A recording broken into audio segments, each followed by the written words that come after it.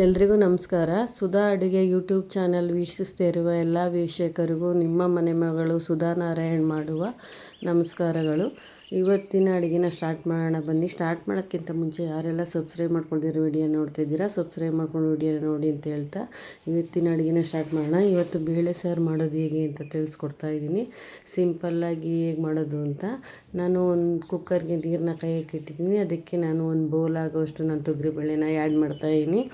ಅದಕ್ಕೆ ನಾನು 4 ಟೊಮೆಟೆ ಹಣ್ಣು ಮತ್ತು 1 ಗೆಡ್ಡೆ ಆಗೋಷ್ಟು ಈರುಳ್ಳಿನ ಹೆಚ್ಚಿಟ್ಕೊಂಡಿದ್ದೆ, ಅದನ್ನು ಕೂಡ ಹಾಕ್ಕೊಂಡು ನಾನು 1-2 ವಿಸಿಲನ್ನ ಕೂಗಿಸ್ಕೊಳ್ತಾ ಇದ್ದೀನಿ. ಬೇಳೆ ಏನಾದ್ರು ಚೆನ್ನಾಗಿ ಬೇಯೋದಾದರೆ 1 ವಿಸಿಲ್ ಆದರೆ ಸಾಕು. ನಾನು 2 ವಿಸಿಲ್ ಕೂಗಿಸ್ಕೊಳ್ತಾ ಇದ್ದೀನಿ, ಮನೆ ಬೇಳೆ ಆಗಿರೋದ್ರಿಂದ. ಇವಾಗ ನೋಡಿ ಚೆನ್ನಾಗಿ ಬೆಂದಿದೆ. ಅದಕ್ಕೆ ನಾನು ಒಂದು 4 ಥರ ತರಕಾರಿನ ಆ್ಯಡ್ ಮಾಡ್ತಾಯಿದ್ದೀನಿ. ಬದನೆಕಾಯಿ, ಮೂಲಂಗಿ ಮತ್ತು ಆಲೂಗೆಡ್ಡೆ ಮತ್ತು ಹುಳ್ಳಿಕಾಯಿ 4 ತರಕಾರಿನ ಯೂಸ್ ಮಾಡ್ತಾಯಿದ್ದೀನಿ. ನೀವು ಯಾವ ತರಕಾರಿ ಬೇಕಾದ್ರೂ ಕೂಡ ಹಾಕೋಬೋದು. ಅದಕ್ಕೆ ನಾನು ಒಂದು 4 ಸ್ಪೂನ್ ಆಗೋಷ್ಟು ನಾನು ಸಾಂಬಾರು ಪೌಡ್ರನ್ನ ಆ್ಯಡ್ ಮಾಡ್ತಾಯಿದ್ದೀನಿ. ಅದಕ್ಕೆ ನಾನು ರುಚಿಗೆ ತಕ್ಕಷ್ಟು ಉಪ್ಪು ಹಾಕ್ಕೊಂಡು ಚೆನ್ನಾಗಿ ಮಿಕ್ಸ್ ಮಾಡಿ ಸೈಡಲ್ಲಿ ಇಟ್ಟಿದ್ದೀನಿ. ಇವಾಗ ನಾನು ಅದಕ್ಕೆ ಸಣ್ಣದಾಗಿ ಒಗ್ಗರಣೆ ಕೊಡ್ತಾಯಿದ್ದೀನಿ.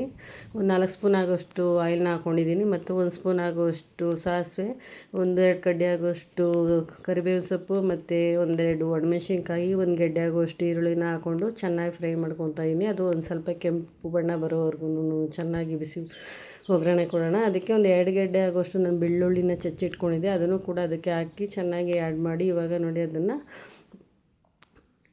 ಇವಾಗ ಸಾಂಬಾರು ಒಳಗಡೆ ಹಾಕೋಣ. ಈ ಸಾಂಬಾರು ಒಳಗಡೆ ಹಾಕ್ಕೊತಾ ಇದ್ದೀನಿ. ಅದಕ್ಕೆ ನಾನು ಹುಣಸೆ ಹುಳಿನ ಒಂದು ನಿಂಬೆಹಣ್ಣು ಗಾತ್ರ ಹುಣಸೆ ಹುಳಿನ ನಾನು ಕಿವುಚಿಟ್ಕೊಂಡಿದ್ದೆ, ಅದನ್ನು ಕೂಡ ಅದಕ್ಕೆ ಆ್ಯಡ್ ಮಾಡ್ತಾಯಿದ್ದೀನಿ.